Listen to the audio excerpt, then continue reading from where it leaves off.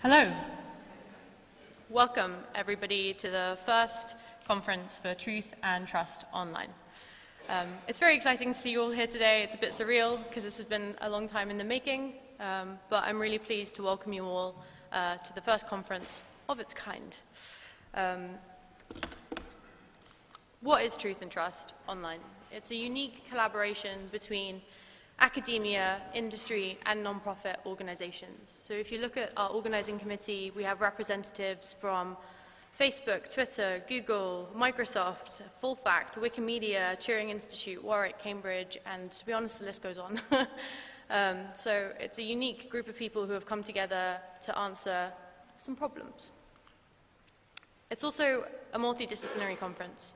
I have attended so many conferences about misinformation, and they always have a particular focus. They're either about the social science part, the political science part, the computer science part, journalism, or the psychology of it.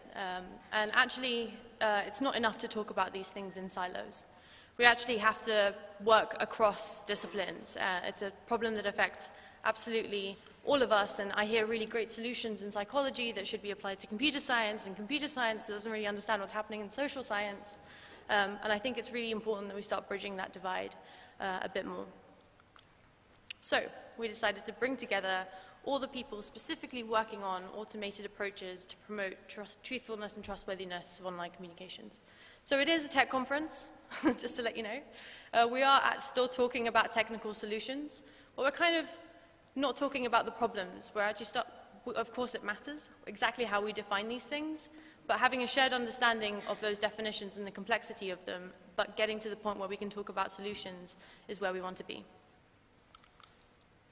So therefore, we've picked a very broad range of things to be discussing, and it covers a wide variety, all the way from disinformation to propaganda to hate speech, image and video verification. But really, we also need better words to describe these things. And at the moment, I don't think we have that. We have a few taxonomies floating around. There are some really good ones, but actually, we don't really know the limits of these different areas and how they intermingle, or even the scale of these problems. A lot of the time, we decide that this solution is the right one without really understanding how big is this problem. And I hope that this is the kind of place where we can start having those discussions. So a general note from me is this is a conference that is on the record.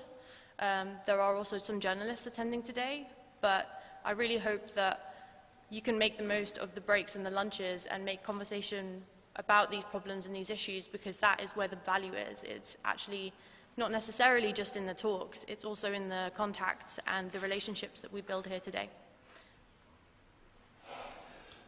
And speaking of the benefits, so for academics like myself, what often happens in my experience is that we go to conferences and we talk about problems and solutions, but often we actually sort of invent the problems. We invent them in sensible ways, but we still often invent them. And here what we are going to look at is real-world problems only. And this will help us be more impactful on the industry. For industry and non-profits, so of course they'll get to see the latest research, and TTO will provide a venue for this, and that will help them improve their products and their services and so on.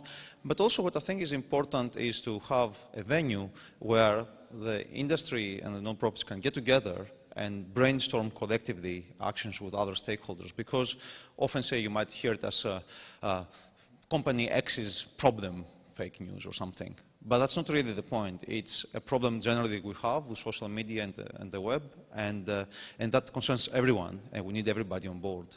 And this brings me to the public, where essentially, whenever I talk about misinformation, one of the things that strikes me when I talk to ordinary people is that they do not understand the problem. They do not know how social media works. They do not know, as a result, what efforts are being made in order to address the problems.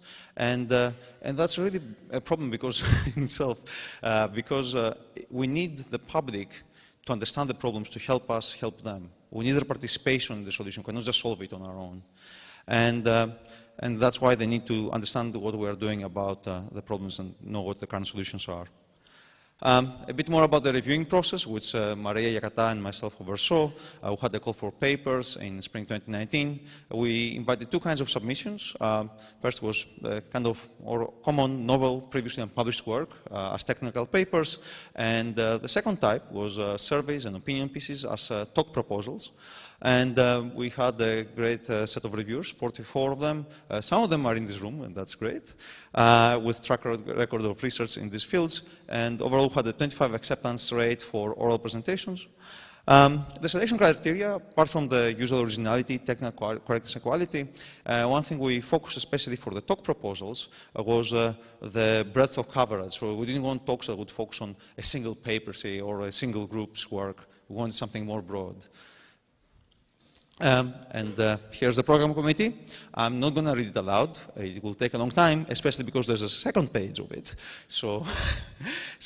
But they are to be thanked for the technical program. And over to Guillaume. Thank you, Andreas. So we made sure that the conference is on equal foot with all the stakeholders. That's very important to have a healthy debate where there is not someone that has more voice than the others.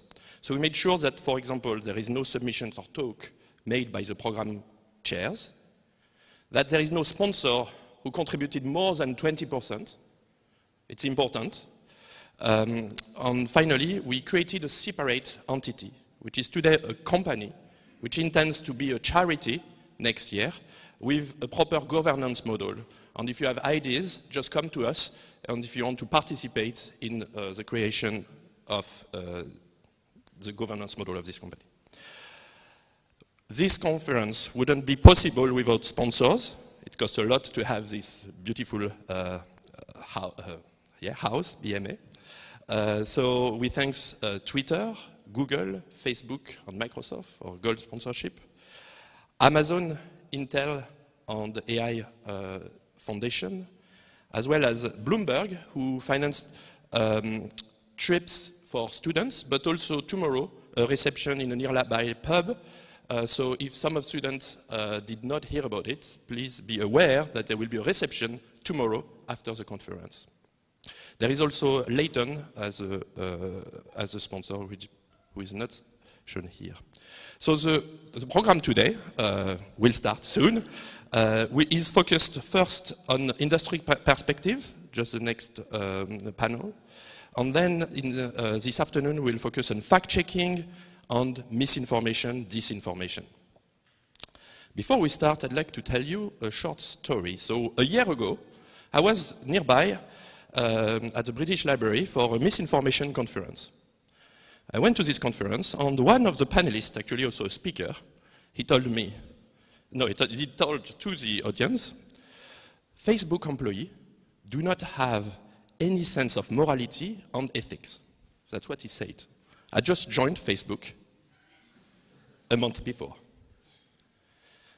I said, well, okay, so first, either he's right and I should change my job, or a person, well-respected, is trying to spread false information in a conference against misinformation.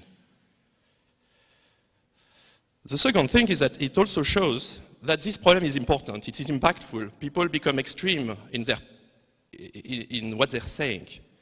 And I would like to avoid that. I would like to have a healthy debate and try to improve the state of the situation. And so I went to see Andreas. I said, hey, is it true that I don't have a sense of ethics and moral? And Andreas answered, well,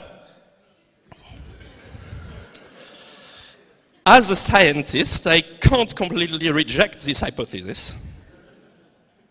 But then Mevan came and she said, look, Guillaume, let's organize a conference where we can discuss things on an equal foot.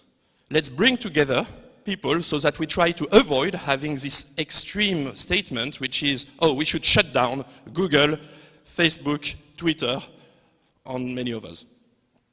Let's try to improve the situation. We know how the situation is bad, but let's just focus on the solutions.